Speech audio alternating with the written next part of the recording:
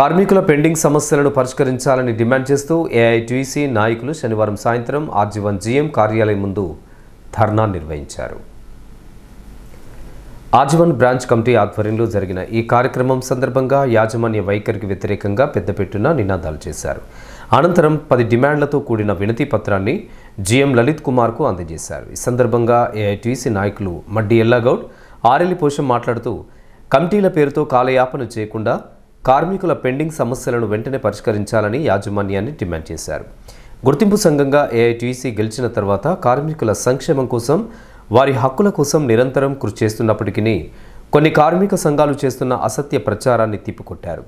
మార్చి నెలలో నిర్వహించినటువంటి స్ట్రక్చర్ మీటింగ్లో 150 మాస్టర్ల నిబంధనకు ఏఐటీసీ మద్దతు పలికిందని జరుగుతున్నటువంటి ప్రచారం అవాస్తవమని, సొంత ఇంటి పథకంపై సిఐటియు చేసిన సంతకాల సేకరణ వారి అస్తిత్వాన్ని కాపాడుకోవడానికి తప్ప దానివల్ల కార్మికులకు ఒరిగింది ఏమీ లేదని విమర్శించారు. సిఐటియుకి ప్రచార ఆర్భాటం ఎక్కువ, పోరాటం తక్కువ అని ఎద్దేవా చేశారు. సర్కార్ సంఘమైనటువంటి ఐఎన్టీసీ కార్మిక సమస్యల పరిష్కారం కోసం ప్రభుత్వంపై, యాజమాన్యంపై పోరాటాలు చేయకుండా కేవలం ఏఐటీసీని విమర్శించడమే పనిగా పెట్టుకుందని మండిపడ్డారు. 150 మాస్టర్ల సర్క్యులర్ను తక్షణమే రద్దుపరిచి కార్మిక సమస్యలను పరిష్కరించాలని యాజమాన్యాన్ని డిమాండ్ చేశారు. ప్రభుత్వానికి, యజమాన్యానికి తొత్తులుగా మారి వివిధ రకరకాలుగా సోషల్ మీడియాలో పెట్టుతున్నారు. మేము ఒకటే చెప్తున్నాం, ఏఐటీసీ ఎర్రజెండా సంఘం సంతకం లేకుండా ఏ ఒక్క హక్కు లేదు. ఇలా మీరేమైనా హక్కులు సాధించి చెప్పమని అడుగుతున్నాం.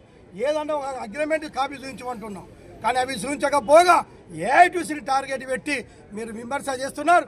మీరు సూర్యుని మీద ఉమ్మెత్తి ఎక్కడ పడుతుందో ఆ విధంగానే మీరు రేపు కార్మికులలో కోల్పోతారు, రేపు కార్మికుల మధ్యలో అబాస్ పాలవుతారని చెప్పి సందర్భంగా తెలియజేస్తున్నాం. కాబట్టి కలిసి వచ్చే సంఘాలతోని రేపు ఖచ్చితంగా ఉమ్మడి ఐక్య పోరాటాలకు సిద్ధం కావాలని చెప్పి కూడా అన్ని యూనియన్లకు కూడా ఏఐటీసీ పిలుపునిస్తుంది. సింగరేణి యాజమాన్యము కార్మిక వ్యతిరేక విధానాలకు తిప్పికొట్టడానికి మా అధ్యక్షులు వాసిరెడ్డి సీతారామయ్య గారు, జనరల్ సెక్రటరీ రాజ్ కుమార్ గారు, మా గౌరవ అధ్యక్షులు కూనోనేని సాంబశివరావు గారు, మా యొక్క 11 మేడ్ కమిటీ సభ్యులు నిర్ణయం తీసుకొని సింగరేణి యాజమాన్యము కార్మిక వ్యతిరేక విధానాలను వ్యతిరేకించాలి, కార్మికుల లోపలికి తీసుకుపోయి ఉద్యమాలు చేయించాలనే ఈ యొక్క కాన్సెప్ట్ తోటి ఈరోజు మొన్న 6 తారీఖు రోజు సింగరేణి వ్యాప్తంగా అన్ని గనుల పైన డిపార్ట్మెంట్లలో మేనేజర్ ద్వారా ఇవాళ మెమోరాండాలు ఇవ్వడం జరిగింది. అదేవిధంగా ఈరోజు 8వ తారీఖు రోజు సింగరేణి వ్యాప్తంగా అన్ని జిఆఫీసుల మీద ధర్నా కార్యక్రమాలు చేసి ఏదైతే 10 డిమాండ్లు పెట్టినామో ఆ 10 డిమాండ్లు అమలయ్యేంత వరకు ఈ ఉద్యమాలు ఆగాయని తెలియపరుస్తూ ఈరోజు ఆర్జీవన్లో జిఆఫీసెస్ కూడా ఈ ధర్నా కార్యక్రమము చేయడం జరిగింది.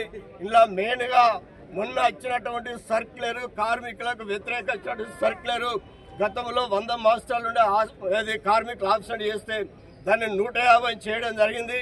మళ్ళీ 3 నెలలకు ఒకసారి కౌన్సిలింగ్ అనేది మళ్ళీ ఇంకొక భయానికి గురి చేసినటువంటి యాజమాన్యాన్ని ఈ యొక్క సర్క్యులర్ను ఎంబడే రద్దు చేయాలని, 150 మాస్టర్లు కూడా ఉండకుండా ఈ సర్క్యులర్ను రద్దు చేయాలని డిమాండ్ చేస్తూ ఉన్నాము.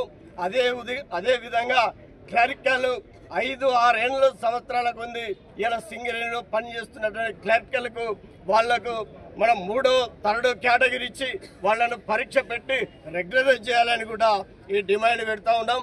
అలాగే 8 సంవత్సరాల నుంచి అడుక్కుంటూ వస్తున్నటువంటి ఆల్ సంఘాలు గవర్నమెంట్, టీఆర్ఎస్ గవర్నమెంట్ చెప్పింది, ఈరోజు ఉన్నటువంటి రాష్ట్ర గవర్నమెంట్, కాంగ్రెస్ గవర్నమెంట్ కూడా చెప్పింది, సింగరేణి కార్మికులకు సొంతిల్లు పథకము అమలు చేస్తామని చెప్పడం జరిగింది.